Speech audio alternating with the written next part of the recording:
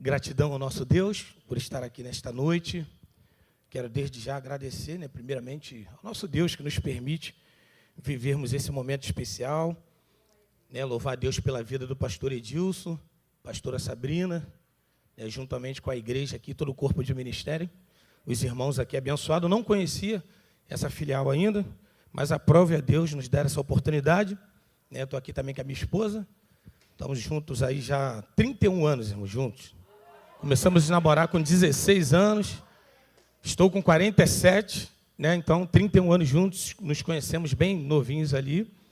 Graças a Deus. Tem alguns amigos aqui, está o Pedro, a missionária Edna, está aqui Mila com o seu esposo.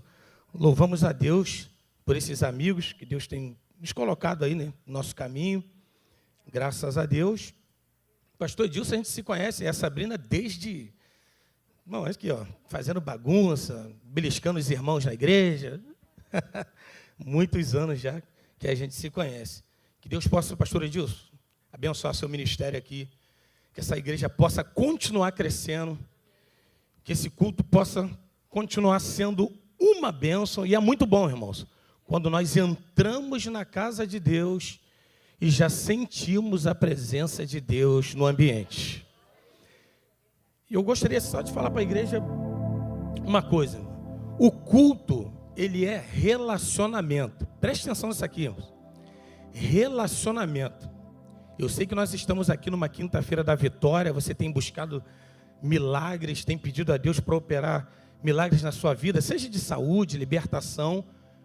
Mas quando nós entramos na casa de Deus, não é Deus que vai prestar culto para nós, somos nós que temos que prestar culto para Ele.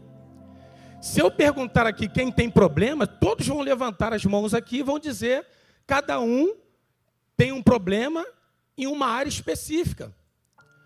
Só que o nosso Deus, Ele já sabe aquilo que nós entramos aqui para poder buscar, aquilo que a gente já estava decidido a buscar, Ele já sabe.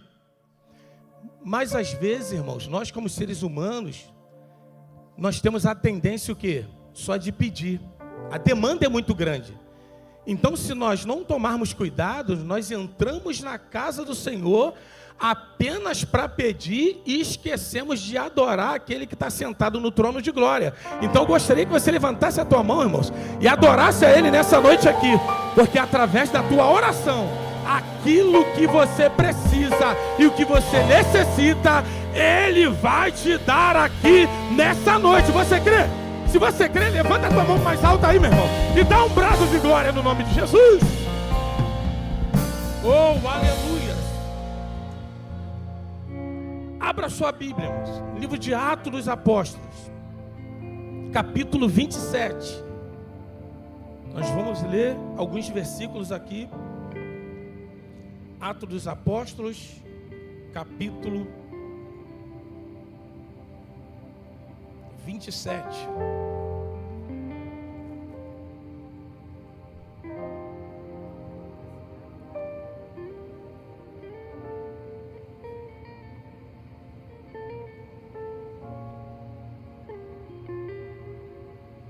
Todos acharam? Livro do Atos dos Apóstolos, capítulo 27, vamos ler alguns versículos.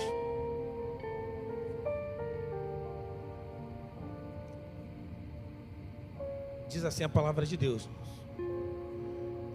quando foi decidido que navegássemos para a Itália, entregaram Paulo e alguns outros presos a um centurião chamado Júlio da corte imperial. Embarcando no navio Adramatino, que estava de partida para costear a Ásia, fizemos-nos ao mar, indo conosco Aristarco, macedônio de Tessalônica. No dia seguinte, chegamos a Sidom, a Júlio, e Júlio, tratando Paulo com humanidade, permitiu-lhes ir ver os amigos e obter assistência. Partindo dali, navegamos sob a proteção de Chipre, por serem contrários aos ventos. E tendo atravessado ao mar ao longo da Cilícia e Panfilha, chegamos a Mirra, na Lícia, achando ali um centurião, um navio de Alexandria, que estava de partida para a Itália. Nele nos fez embarcar. navegando vagarosamente, repita comigo, vagarosamente, muitos dias, e tendo chegado com dificuldades, repita comigo, dificuldade, de fronte de Quinido, não nos sendo permitido prosseguir por causa do vento contrário. Repita comigo, vento contrário. Navegamos sob a proteção de Creta, na altura de Salmona. Costeando penosamente, chegamos a um lugar chamado Bons Portos, do qual estava a cidade de Laésia. Versículo 9.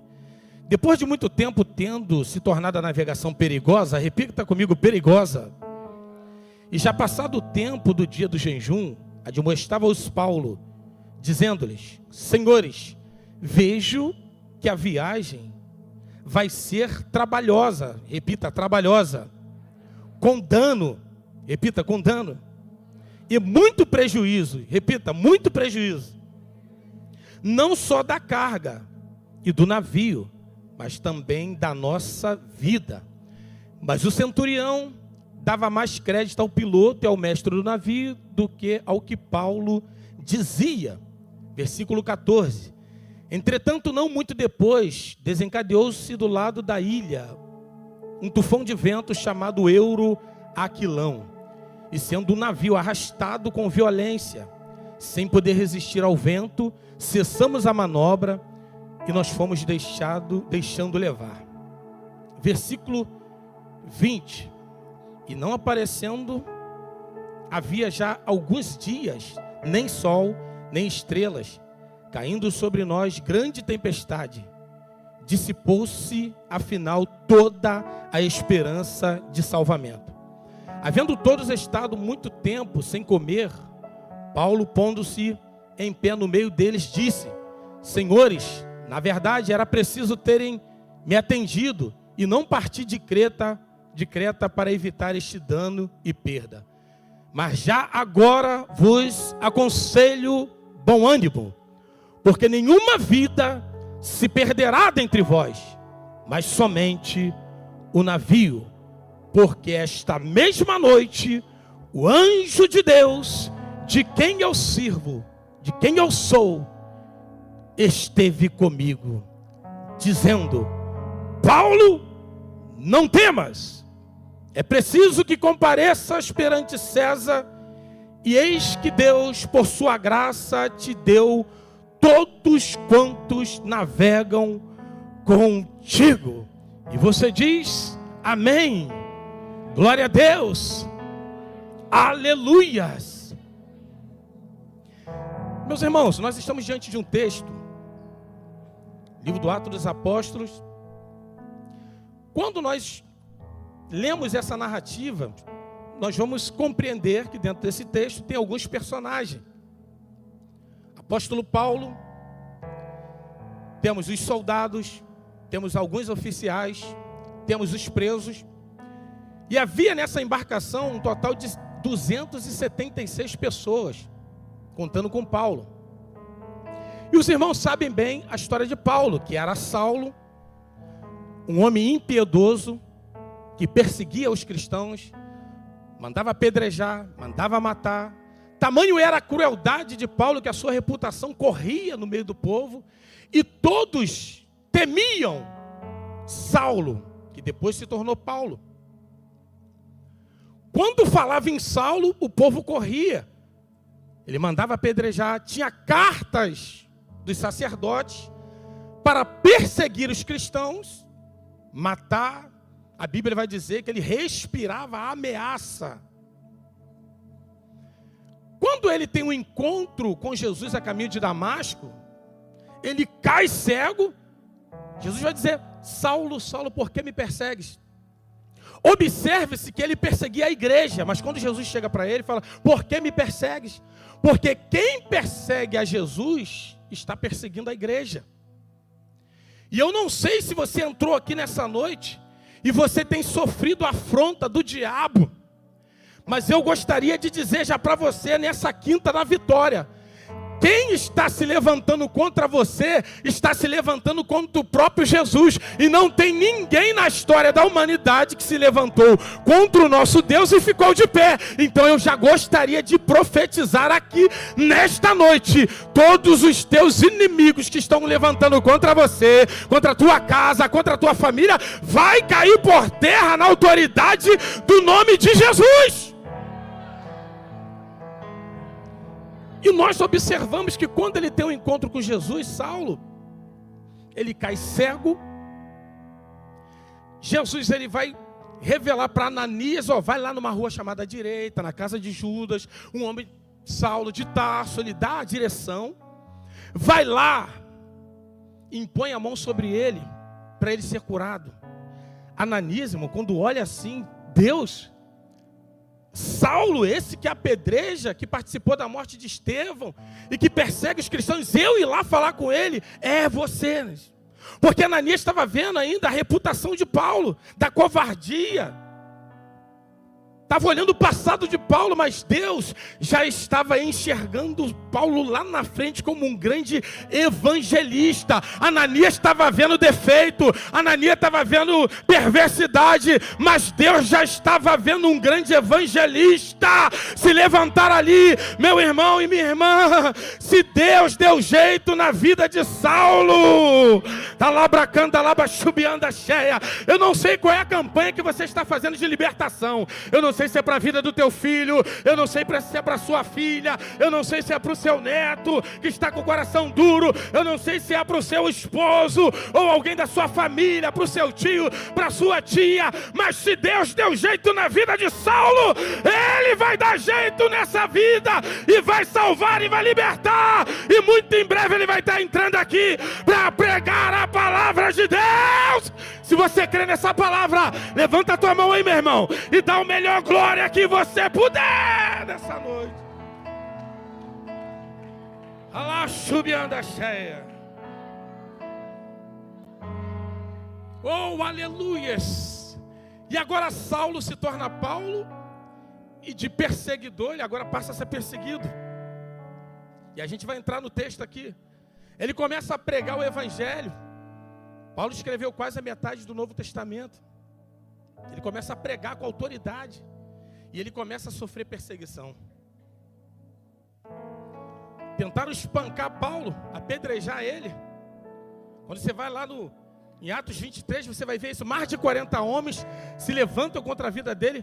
Irmão, fora de Jesus, Paulo foi um dos homens mais perseguidos. Quando ele se converte. E começam a querer apedrejar e prender ele. E ele precisa levantar sua defesa. Ele passa pelo rei Agripa, por Festo, por Félix. E ele vai se defendendo. Ele fazia parte do Sinédrio, que era uma espécie de STF na época, na Suprema Corte. E esses próprios amigos dele que se formaram com ele, agora também estão querendo apedrejá-lo, querendo prendê-lo. E ele era conhecedor da sua cidadania, dos seus direitos, cidadania romana, cidadania judaica, e ele decide ir para Roma para ser julgado por uma comarca diferente. E olha que situação. Quando Paulo ele começa a levantar a sua defesa, levanta uma multidão querendo prendê-lo de qualquer maneira, querendo apedrejar ele. E eles fazem um voto e falam: enquanto a gente não matar Paulo, a gente não para. E aqui a gente vê algo interessante, irmãos. Que ele vai entrar no navio. Olha só, Adramatino, primeiramente, os irmãos leram no texto aí, que é uma cidade que fica na Turquia. Então Adramatino era um navio Adramatino dessa cidade. Depois ele entra num navio de Alexandria, que era um navio cargueiro, que aguentava carga, que aguentava fazer longas viagens e ficar longos dias no alto mar. E dentro do navio, eles vão sofrer uma tempestade indo para Roma, porque ele seria julgado em Roma. Só que se os irmãos observarem, nós somos a igreja da palavra. Em Atos 23, versículo 11, tem um versículo que diz assim: ainda nem tinha acontecido essa tempestade, Paulo ainda não estava no navio. E o versículo diz assim, na noite seguinte, O Senhor, pondo-se ao lado dele, diz: coragem, pois de modo que deste testemunho ao meu respeito em Jerusalém, assim importa que também o faças em Roma. Paulo ainda não havia entrado dentro do navio, mas Deus já havia feito uma promessa para ele. Deus havia falado que ele iria chegar em Roma, e ele não sabia do naufrágio, da tempestade. Se Deus falou que você vai chegar, irmão, você vai chegar do outro lado, não importa como, não importa o meio de transporte, porque nós vamos ver que o navio se quebra. Deus muda o meio de transporte, mas não muda a promessa, não muda o propósito. Você vai chegar do outro lado.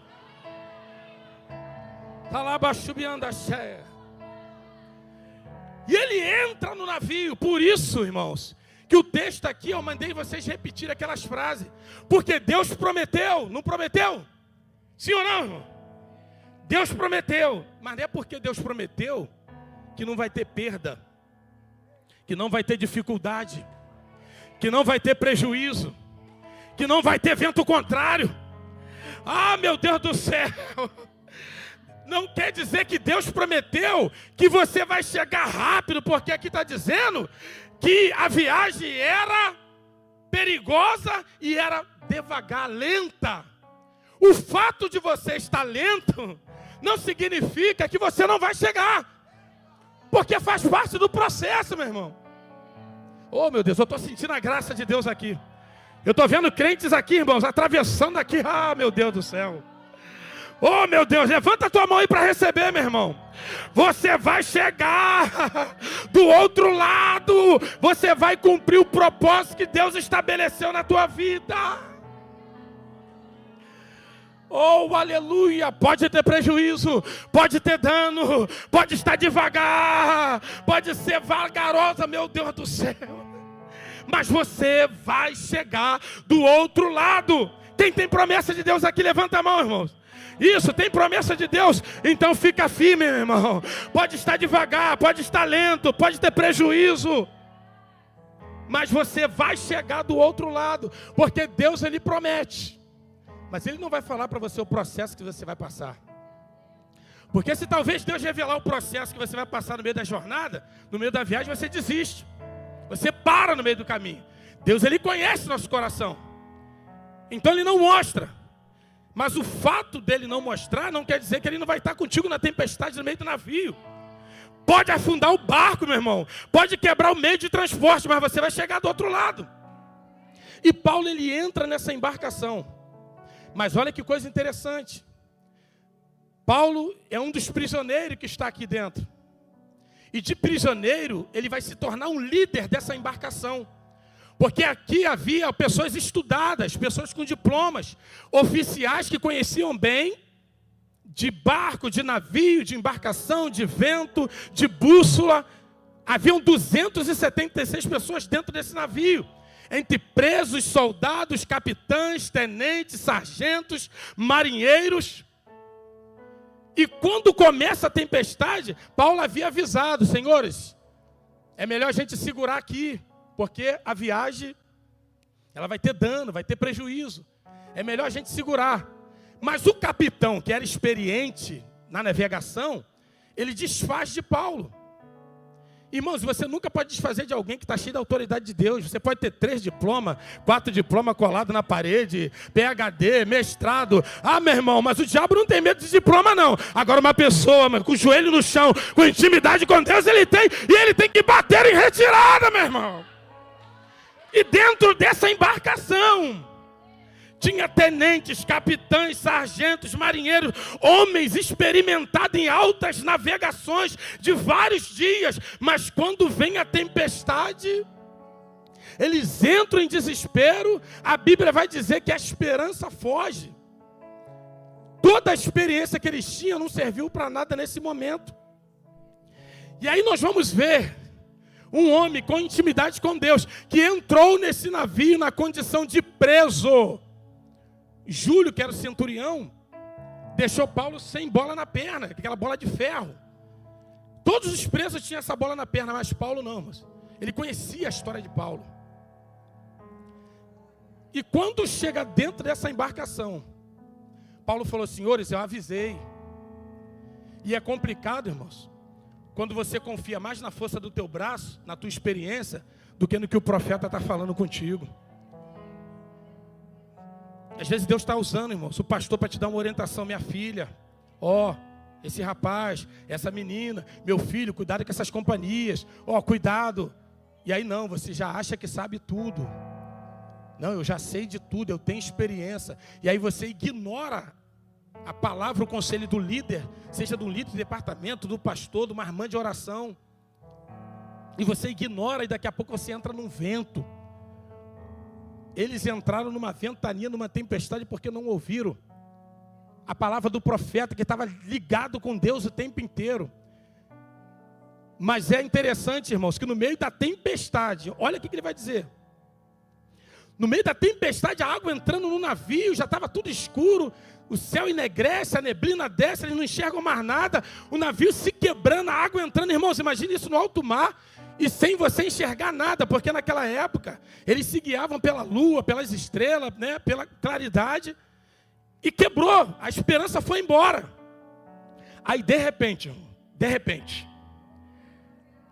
no versículo 23, porque esta mesma noite, o anjo de Deus, de quem eu sou, não eram os presos, de quem eu sou e a quem eu sirvo, esteve comigo, dizendo: Paulo, não temas, é preciso que compareça perante César, eis que Deus, por sua graça, te deu todos quantos navegam contigo. Deus prometeu lá atrás, agora volta a prometer no meio.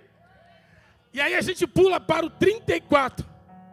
E aí Paulo continua dizendo: eu vos rogo que comais alguma coisa, porque disso depende a vossa segurança.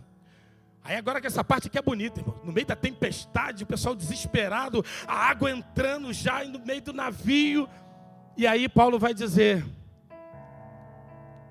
eu vos rogo que comais alguma coisa, porque disto depende da vossa segurança.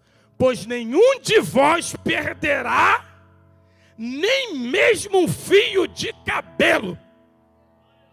Oh, aleluia! Oh, aleluia, irmão.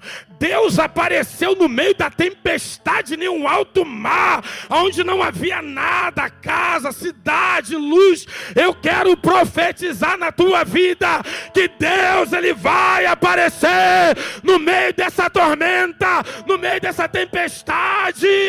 Você não vai afundar, assim diz o Senhor. Levanta a tua mão agora para adorar a Ele. Isso, exalte a Ele agora, que Ele está visitando agora. Você no meio da tempestade. Pastor, mas o anjo vai lá no meio da tempestade no alto mar. Vai na profundeza também. Oh, aleluia. Tá lá baixubiando a cheia. Oh, aleluia. E observe o que Paulo vai dizer. Nenhuma vida se perderá.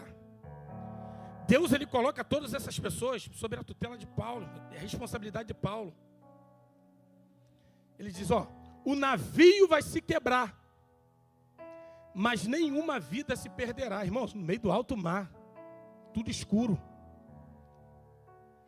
Um homem se levantar e liberar uma palavra dessa, tem que estar muito cheio de Deus e tem que ter muita certeza que Deus está falando com ele. O navio, ainda mais, ele ainda foi mais ousado. Se ele fala assim, a gente vai chegar lá, o navio vai estar um pouquinho só, né, um pouco de água dentro. O navio vai se quebrar, que é isso, no alto mar. Mas nenhuma vida se perderá. E outro, ele vai mais ousado ainda. Nenhum fio de cabelo, irmãos. É muito Deus. E acontece. O vento quebra o navio. Eles começam a liberar as cargas do navio. E por que o navio se quebra e se perde? Porque Deus, irmãos, Ele não está ligando para as coisas. Navio, casa, carro, Deus te dá outro. Tem gente que está trocando o navio pelo ministério, está trocando o navio pelo carro, está trocando o navio pelo dinheiro. Ah, meu Deus do céu! O navio vai afundar, meu irmão, mas você vai chegar do outro lado. Oh, aleluia! Pode perder o navio, pode perder a casa, pode perder a faculdade, pode perder o emprego, mas a tua vida, ou a tua família, você não vai perder. Levanta a tua mão para adorar. Exalte a Ele. Você vai chegar do outro lado dessa embarcação. Está lá baixubiando a cheia. Oh, aleluia. O navio vai afundar, mas você não. Ah, pastor, mas eu não tem nada dentro do armário. Ah, não. Se prepare que o anjo vai aparecer lá, vai bater alguém na tua porta, irmão. Ah, mas o emprego não está abrindo, a vaga. Você vai receber hoje ainda, pela autoridade do nome de Jesus, um e-mail, um telefonema, porque nós não dependemos da economia. Ah, a economia vai ser ruim em 2026. Não tem jeito sim, o barco pode estar afundando, mas nós dependemos de Deus, dependemos de Deus. Só quem depende de Deus, aí levanta a mão aí, meu irmão, e adora isso, só quem depende. Tá lá baixubicando a baixa, tá lá baixubiando a cheia. Eu estou sentindo a presença de Deus aqui muito forte. Olha lá, chubiando as cheias.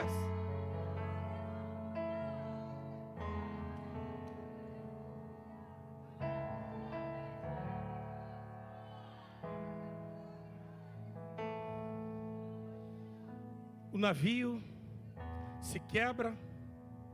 E olha que coisa interessante. Essa parte aqui é interessante, irmão. Preste atenção.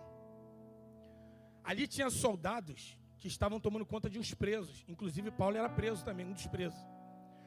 Quando eles observam que os presos iriam fugir, aí o que os soldados fazem? Vamos matar todos os presos, porque naquela época tinha uma lei, que se você deixasse um preso fugir, você pagava com a própria vida. Então, eles pegam e falam, vamos matar todos esses presos. Soldados chegam e falam que iam matar todos os presos. Só que Júlio, esse centurião aqui da corte Augusta, ele tinha era Deus já usando ele para poder proteger Paulo. Ele percebendo que eles queriam matar todos os presos e Paulo seria também morto, o que ele faz? E Deus não havia prometido para Paulo que estava todo mundo na mão dele? Então não podia acontecer isso, não ia contradizer a profecia. Aí, Deus, para cumprir o propósito dele, irmãos, pode ter certeza, se não espanta não, se falar um negócio aqui, mas se está precisando, do macumbeiro bater lá na porta, Deus mandou entregar isso para você.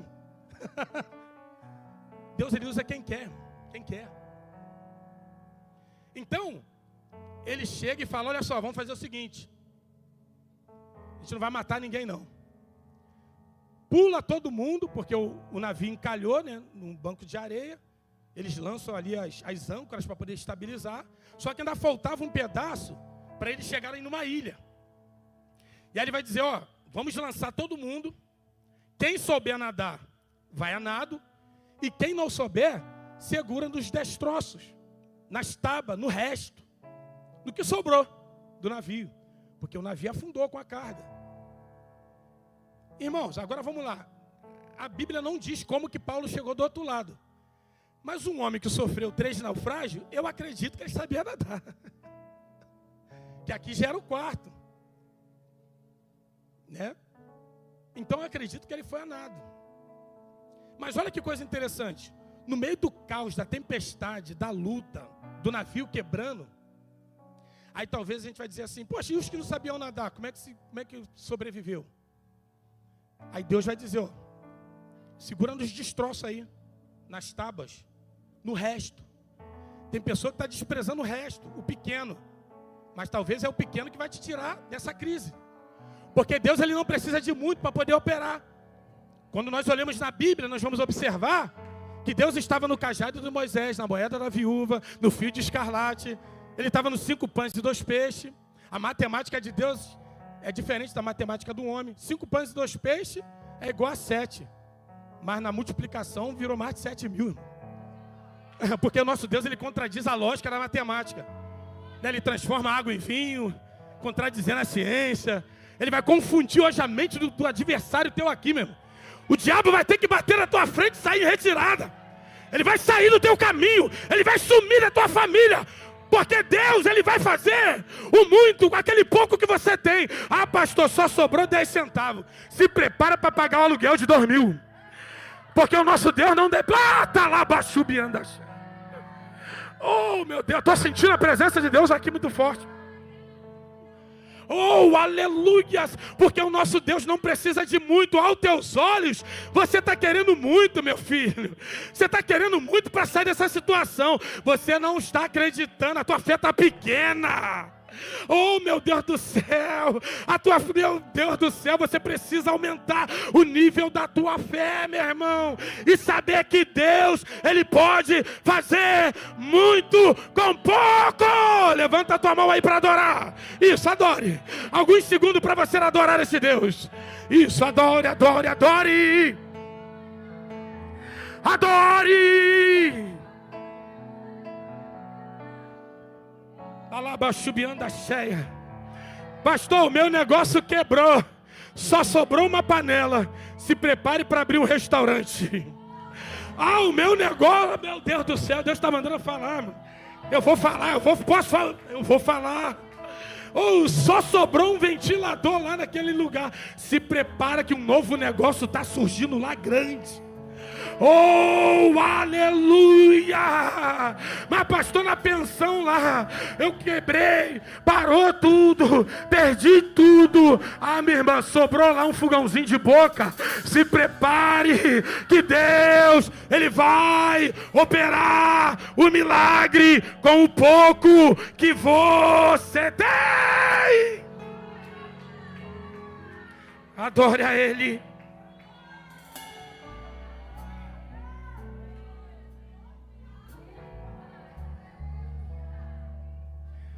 Alabaxubicanda cheia. Paulo se torna a coluna de sustentação dessa embarcação, irmãos. Quando tem alguém que Deus usa como coluna de sustentação na embarcação, o navio pode quebrar, você pode envergar, sentir na dor. Mas Deus, Ele vai usar você para salvar pessoas que você nem conhece. Tem pessoas que estão vivas só por causa da tua oração. Tem pessoas que estão sentadas aqui só porque você ora. Você sente na pele, dá até vontade de parar, de desistir, mas você está no meio da embarcação. E observe-se uma coisa interessante, que quando o navio estava começando a afundar, aqueles homens que eram os oficiais, eles começam a lançar o batel, que é aquele barquinho, para poder fugir. E aí Paulo olha aquilo, irmãos. Paulo poderia pegar um batel daquele para poder fugir, irmãos. Mas ele sabia que a promessa estava sobre a vida dele. Todo mundo podia pular, mas ele não podia pular. Porque se ele pula, morre 276. Irmão. Então ele não podia pular. E ele fala, ó, eu não posso pular, vocês também não. Aí ele manda o Júlio, o centurião, fala, ó, manda eles retornarem, que se eles pularem, eu não vou poder salvar ninguém. E quantas das vezes é assim? Você está no meio da embarcação do navio, está orando para um familiar, está orando para um parente, está buscando libertação. Filho seu que sai, volta no dia seguinte, filha que não quer obedecer, ou o marido que está afastado. E às vezes você sente, irmão, na pele, você está chorando e dá até vontade de você parar e desistir. Mas Deus me trouxe aqui nessa noite para dizer para você, todos que estão dentro do navio, pode até pular, mas você não. Porque se o que está dentro do navio pular é menos 1. Se 2 pular é menos 2. Se 3 pular é menos 3. Mas se você pular, que Deus tem a promessa na tua vida, é menos 276, é todo mundo morto. Então aguente firme, meu irmão. Não saia da posição que Deus te colocou. Que Deus, Ele vai te honrar aqui nessa noite. Oh, aleluias. E segue a embarcação. E já estou correndo para o final. Olha que coisa interessante. Paulo, ele está ali, eles atravessam a nado, no meio dos destroços. eles chegam em uma ilha. Quando eles chegam numa ilha, porque essa ilha fazia parte do processo para chegar a Roma. E talvez você está vivendo alguma coisa diferente aqui, que não é Roma, não é a promessa ainda. E você está sentindo algo diferente. Pode ter certeza que esse diferente é um lugar onde Deus está te colocando para realizar algo grande na sua vida, para te preparar para chegar no lugar onde Ele determinou para você chegar. Então fique atento. Ele chega numa ilha. Quando ele chega nessa ilha, tem os nativos da ilha, chamado Malta, que é lugar de refúgio. Todos os presos, irmão, que chegavam nessa ilha, eles eram obrigados a virar escravos nessa ilha. Era uma tradição também da época. Quando Paulo ele chega ali, ele bate de frente com os nativos. Estava muito frio, aquela tempestade. Eles chegaram ali molhados, com certeza com muito frio. Os nativos acendem uma fogueira para poder aquecê-los. E tem 276 homens ali, irmãos, conforme a Bíblia tinha falado. Ninguém se perdeu. E eles param de frente àquela fogueira e estão se esquentando do frio. Aí, olha o que acontece. A fogueira começa a apagar. O fogo começa a apagar. Só que Paulo está muito ligado com Deus, irmão. Ele está atento a tudo, os detalhes. Porque quem está atento com Deus não é pego de surpresa. E ele está vendo, tem 276 com ele, tem mais os nativos que acenderam a fogueira, e a fogueira está apagando. E se apaga, ali eles poderiam morrer de frio, hipotermia. O que é que Paulo vai fazer? Está apagando a fogueira, estou com 275, ninguém se prontificou. Eu vou lá e vou pegar graveto para poder manter a fogueira acesa. Porque se a fogueira se apagar, todo mundo morre. Aí tem pessoas que é assim, não, vou fazer não, deixa todo mundo morrer. Vou fazer não. Ele vai lá, coloca a lenha, mantém o fogo. Aí o que acontece? Quando ele pega um feixe de graveto, que ele vai jogar na fogueira, uma víbora, irmãos, venenosa. Porque nessa ilha tinha uma infestação de serpentes venenosas. Uma víbora venenosa vem na mão do braço dele, agarra e não solta não, ela pica e segura. O braço na Bíblia, as mãos apontam para trabalho, para servir. Ele no meio de 275, ninguém queria servir, ele foi servir. E a cobra só levanta para quem está trabalhando, quem está servindo, irmão. Porque a cobra não vai atacar quem está parado. A cobra agarra, mas você vê que a cobra está nervosa, ela agarra e segura, e injeta o veneno. Aí os nativos que estavam observando falaram assim, ele escapou do alto mar, fugiu da justiça do homem, mas não fugiu da justiça da cobra. A cobra agarra no braço dele, solta o veneno.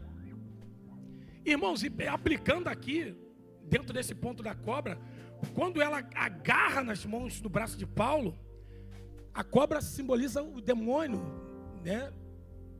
A covardia, a traição, a emboscada, a cilada. Ela agarra.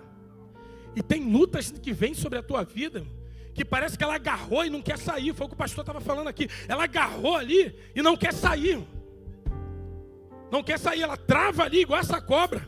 E não quer sair. Você está doente, aí você melhora, cai um filho teu doente. Aí o filho melhora, cai o esposo. Aí você resolve um problema financeiro, daqui a pouco surge outro problema financeiro. Aí você não está trabalhando, começa a trabalhar, daqui a pouco você está desempregado. Luta que vem sobre a tua vida.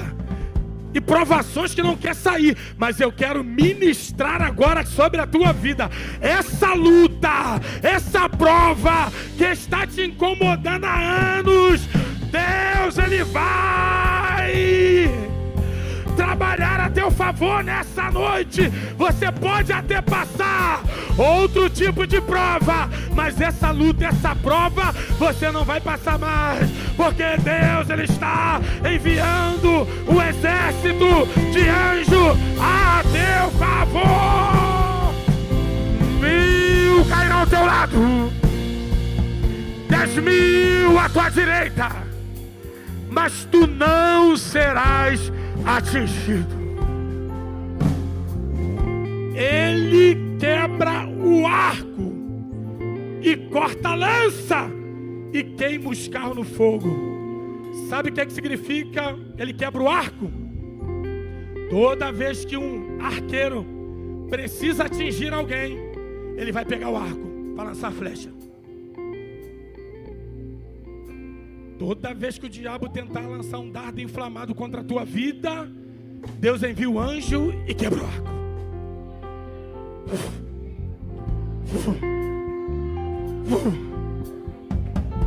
Ele está quebrando o arco, ele está quebrando o arco aqui mesmo.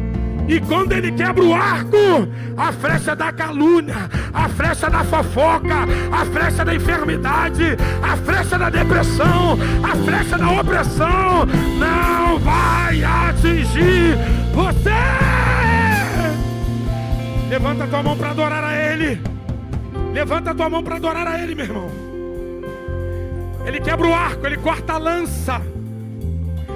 Lança é uma arma de curta distância.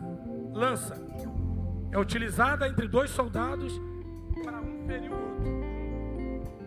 A Bíblia diz que ele quebra o arco e corta a lança. A arma de aproximação, pessoas que estão perto de você, você não está vendo, você não está entendendo, enxergando, mas está querendo intentar contra a tua vida. Ó, lança, ele quebra o arco e corta a lança. A arma que essa pessoa que está tratando você na falsidade, na traição, ó, ele está cortando a lança. Ele quebra o arco, ele corta a lança. Ele quebra o arco, ele corta a lança. Ele quebra o arco. Ou seja, mandou de longe, ele quebra o arco. Se vier de perto, ele corta a lança. E se mandar a praga do demônio de carro em tua direção, ele quebra o arco, corta a lança e queima os carros no fogo. Alabaçubianda cheia. Sinta, meu, sinta a presença de Deus aí, sinta a presença de Deus aí. Deu vontade de chorar, chora. Deu vontade de falar em língua, fala. Nós estamos na quinta na vitória. É vitória, é vitória. Então é vitória, meu irmão. Alabaçubianda cheia.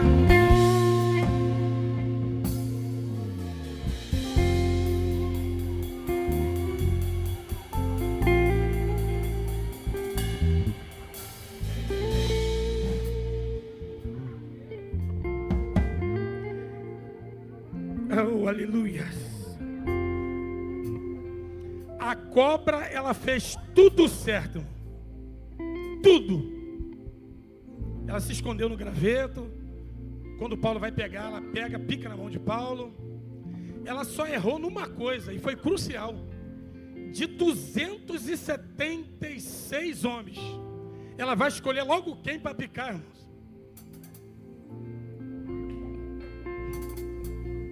Sentindo a presença de Deus aqui. 276 prisioneiros, homens, e ela vai logo picar quem? Aquele que tinha intimidade com Deus. E aí a Bíblia vai dizer que os nativos, quando a cobra pica ele, eles ficam de longe, olhando, esperando ele morrer. Olha só, irmãos, olha que coisa. Esperando ele a inchar, a morrer e cair de repente. Os nativos, porque ninguém escapava daquela picada de cobra. Alto veneno.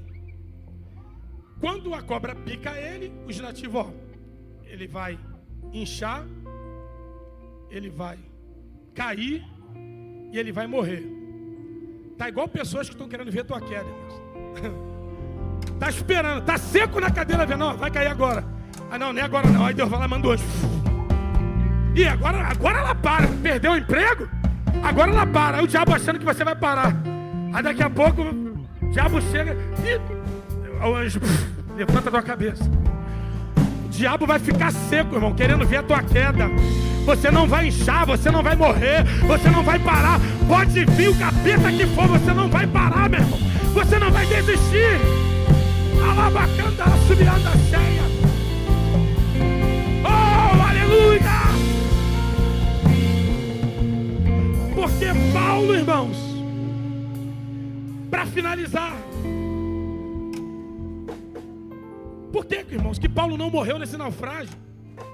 Porque ele já havia passado 3 naufrágios, irmãos. Quando você vai para a carta de 2 Coríntios, você vai ver, capítulo 11, versículo 24. Paulo dizendo, 5 vezes recebi dos judeus, uma quarentena de açoite, menos um. Fui 3 vezes fustigado com varas, uma vez apedrejado, em naufrágio 3 vezes. Uma noite e um dia passei na voragem do mar, um homem com experiência. E aí o diabo achando que ele ia morrer, que ele ia parar ali. Igual você, irmãos. O diabo às vezes para, acha que você vai parar mediante as lutas, as tempestades. Olha quanta pedrada você levou, meu irmão. Olha quanta decepção você passou.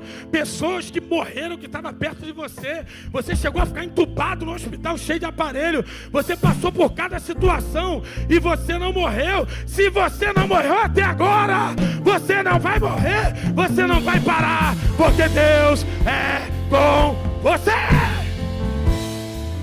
Xalabachubicanda cheia. Finalizando, sabe por que Paulo não caiu, não inchou e não morreu? Porque a cobra picou. Aí você vai dizer, poxa, mas por que Deus permitiu a cobra picar Paulo? Um homem que enfrentou o mal, um homem que já estava ali caminhando para o final do seu ministério. Porque, irmãos, quando Deus te promete, Ele não mostra o processo e Ele permite, às vezes, você tomar algumas picadas. Mas o que Deus não permite é o veneno surtir efeito. A cobra pica Paulo, não sabia ela que o sangue de Jesus Cristo derramado na cruz corria nas veias de Paulo. Quando ela pica, o veneno bate. Não tem veneno que consiga ficar e fazer efeito quando um crente está com as marcas do sangue de Jesus correndo na tua veia. Pode matar galinha, pode matar o bode lá na China, pode matar bezerro, pode sacrificar, pode derramar sangue, pode fazer. Enquanto o diabo está tentando matar, pode fazer feitiço para acabar com a tua vida. O cordeiro que foi mudo já foi sacrificado e não há encantamento contra a tua vida. Levanta no nome de Jesus. Levanta para adorar o Senhor. Isso, adore.